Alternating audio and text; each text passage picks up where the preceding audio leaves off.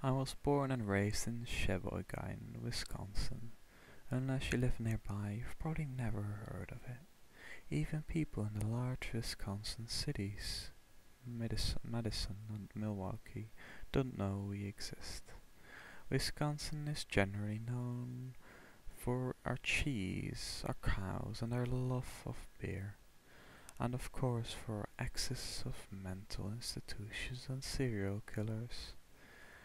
Ed Gein and Jeffrey Dahmer hail from my home state. In case you've been living under a rock, they are two of the most infamous serial killers in America. I don't know if it's the cold climate or what, but we seem to be quite a bit of crazy up here. Sheboygan is not immune from the crazy. We have this old abandoned asylum by the highway. Here's a picture of it from an old postcard. It used to house the criminally insane, at least according to old folklore.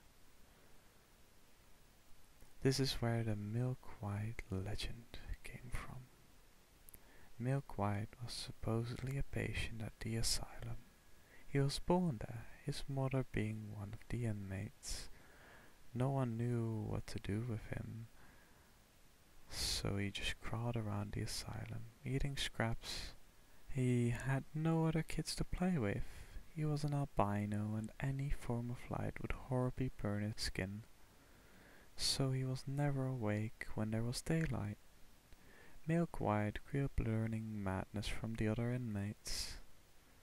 Desperate for human companionship, something about that madness turned him from a human into a demon.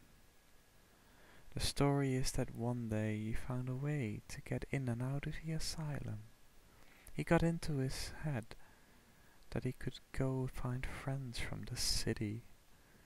He peered into the windows of every house to see if anyone was awake.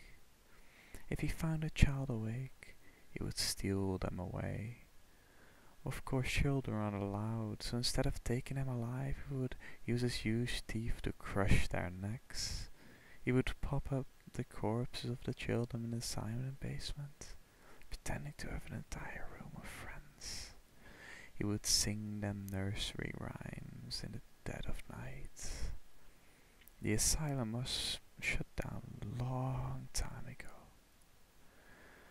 Milk White had nowhere to go. So they say he still lives in the abandoned building, going out at night and bringing back the body of any children still awake after dark.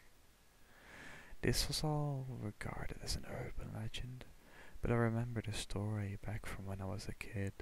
That was an odd little rhyme that we used to sing on the playground. It went, "Hush now, sleep tight, or else beware of Milk White. He doesn't fuss, he doesn't fight. He'll kill you dead with just one bite." Parents would use this tale to scare their children into going to sleep. It worked well, or at least it did for me. I fully believed the myth up until middle school. I remember that's when a new kid moved to town. He was from New York City, so we all thought he had to be way cooler than any of us. His name was Jimmy. He had a New York accent and everything. He wore chucks and a leather jacket. He wore it all year round, even in the middle of winter. He was never quiet about how much he hated it in Sheboygan. My friend Hans and I made an uneasy friendship with him. Hans was 17, but dumb enough to be held to middle school. He was huge compared to us. We'd been friendly for a while. I actually grew up with his brother, Peter. Peter disappeared on a camping trip when we were 7. After that I started becoming closer friends with Hans. We'd hang out, play video games, and just do nothing. He wasn't very smart, hence being held back for so long, but he was a good guy. I liked being his friend. I was a pretty typical 12-year-old, scrawny, trying to appear cooler than I was. I wasn't particularly special, but I guess I was a good kid. Jimmy was the one with all the confidence. He could talk to girls and get himself out of trouble easily. He also thought he knew everything. It was Jimmy's idea to scope out the asylum. I think he was bored of the snow and wanted to do something exciting. That's when I told him about Milk White. What a crock of shit, he responded. That's a fucking baby story. You don't really believe that.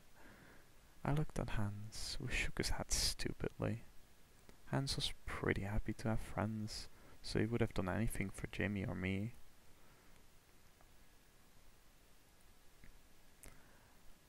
I was scared, but I shook my head too. Jimmy decided we would go to the asylum that night. He joked about Milk White, calling me a pathetic excuse for a ghost story. Hans and I were horrified that they would mock the creature that haunted our childhoods, but we tried to act calm about it. We snuck out around midnight and met up at the overpass. I was bundled in about 7 layers of wool. Jimmy, like always, just wore his leather jacket. He led the way as we trudged through the snow towards the abandoned building. It must have been impressive once, but now it just looked decayed. While we were walking, Hans grabbed my arm and pointed to the ground. A set of footprints were in the snow. The prints were large, like that of a grown man, but there were toes marks that the person was barefoot. I debated showing them to Jimmy, but I knew he would just laugh at me. I shook that hands. Come on. We got to the main entrance of the asylum just as a fresh snow falling. We got to the main entrance of the asylum just as a fresh falling of snow began to accumulate. Jimmy tried to open the door, but it was shut firmly. He kicked at it, but to no use. Hans was shivering. Looks like we can't get in. Jimmy laughed at him. You fucking pussy, we haven't even tried yet. Jimmy has a turbo mouth on him. Hans and I were good Midwestern boys. We never saw her, but Jimmy was very different than us. He moved around to a boarded window. It was low enough that he could use his hands to pry at the boards. With a violent jack-up, he pulled a plank away. We could see that there was no glass inside. Jimmy made a loud "aha" sound and fought the other board loose. You coming pansies? He pulled himself up the window and slipped inside. Hans and I looked at each other nervously. If we went in, we'd be confronting the very thing we had feared since kindergarten. If we didn't, we'd lose our friendship with Jimmy, and probably any shred of reputation. He took a deep breath of cold air and hoisted himself through the window. I landed on a pile of broken boards. Apparently other people had tried to get in as well, because there were blanks everywhere. Jimmy was rubbing his leg. I think I fucking cut myself. His jeans had a long gash in them. He still hadn't dusted myself off. Hans flew through the window with a heavy thump. He shrieked and held out his hand. A nail was embedded into his palm. Jimmy went over to him and yanked the thing out. Tears poured down Hans' cheeks. Jimmy rolled his eyes. You're a big fucking baby, aren't you? Scared of a ghost and a little blood. He turned his back on us and started towards the hall. We all had thought I had to bring flashlights, but they weren't much help. The halls were pitch black. We walked along the wall, keeping a hand steady balance. We heard a shriek from behind us and I almost jumped out of my skin. Jimmy just laughed. Scared of mice now too? Queer. The entire thing we explored the asylum, I barely breathed. The entire time we explored the asylum, I barely breathed. It wasn't just the darkness. It was the unknown. We found empty wheelchairs and creepy looking metal cots. Our flashlights scanned the blackness, but nothing moved. Once we had been exploring for an hour or so, I felt my heart beat slow. Jimmy was obviously right. Milk White was just a baby story to scare kids. It was Hans who found the door to the basement. He pointed at it with his flashlight. Jimmy tried the handle, but it was stuck. He tried kicking down the door, but he just hurt his ankle. I stood silently. Jimmy shone his light into Hans' face. "You, big guy, kick the door. I want to see what's down there." Hans trembled and shook his head. "No, no." Jimmy pushed him. "Come on, you big idiot. Do something useful for fuck's sake." Hans looked down, embarrassed. I stepped towards them. "Maybe we should go." Jimmy sneered. "Oh, maybe we should." We all stopped because of what we heard. It was footsteps. It sounded like they were coming from up the stairs from the basement floor. I stared open-mouthed at Jimmy, who was frozen in place. The footsteps were loud. It sounded like skin slapping metal. "Turn the flash now," Jimmy hissed. We all shut our flashlight off and huddled against the wall. Hans was shaking real bad and I could smell that he peed himself. Jimmy was swearing under his breath. The footstep kept going until they were always right next to us. Then there was the sound of a doorknob creaking. It was completely dark, so we couldn't see a thing. All we could do was listen as the door slid open. That's when we heard the voice. It was the deep voice of a man, but sung unreasonably high. It sang/whispered, "Hush now, sleep tight." Jimmy was rocking back and forth. I could feel the fear emanating from him. He had his jaw clenched and his teeth made a horrible crunch. The voice kept singing, "Beware, beware of milk white." I must have trembled because my thumb knocked to the button of my flashlight. In a single second it illuminated the hallway and we could see the source of the voice.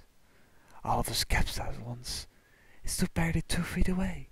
It might have been a man once, but now had the posture of a scorpion. It was naked, standing with its feet apart like an insect. It had reared back like it would spit venom. The nails on its feet and hands were so overgrown they curled back into his skin. The teeth jutted from his mouth. They hung down as if they were too heavy for it to lift its head properly. Its skin, it wasn't white. Not like the rhyme said. It was stained red. It took a step backwards and whispered, "Kill you dead with just one bite." And that's when Hans bashed my head in with his flashlight. I woke up on the floor of the asylum. Daylight had only just seeped into the sky. My head was pounding. I struggled to stand, but I must have barely gotten frostbite in the night. My finger and toes were completely numb. I looked around and saw Jimmy passed out near me. He had a giant bruise on his temple. I tried to wake him, but he wouldn't stir. I don't know how I did it, but I managed to stand up and drag Jimmy out of the window. I wasn't strong enough to sling him over my shoulder, so I had to drag him through the snow. He made soft pain sounds, but didn't wake up. I made it to the tavern by the highway. They weren't open, but I pounded on the door until my knuckles bled, screaming for help. The owner finally came to see what the noise was and let us in. He was visibly shaken by our appearance. He called the police and our parents. Soon I was wrapped in blankets and slowly began to feel warm again. Jimmy eventually woke up in the hospital with minor memory loss. I told the police my story, and they searched the entire asylum. They didn't find a thing. No evidence of any foul play except the blood Jimmy had lost. No one knew where Hans was. His parents were devastated. Now they had lost 2 sons. Jimmy had no memory of the night's events, at least that's what he said. parents made me see a psychologist who told me I created the whole thing in my mind.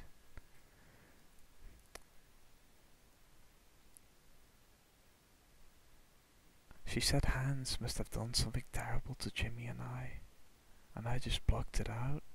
After all, Hans was so much older and bigger than us, and then he left town so suddenly. The psych implied it was a sexual abuse.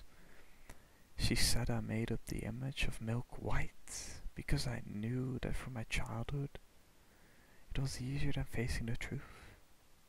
I went to bed before dark every night until I went for college. I never went back to Sheba again. My parents hound me to visit, but I refuse to return. They think it's because of what Hans did to me, but I know what I saw. And I know that Hans only hurt me to knock me out. He knew that Milk White can't get you if you're asleep.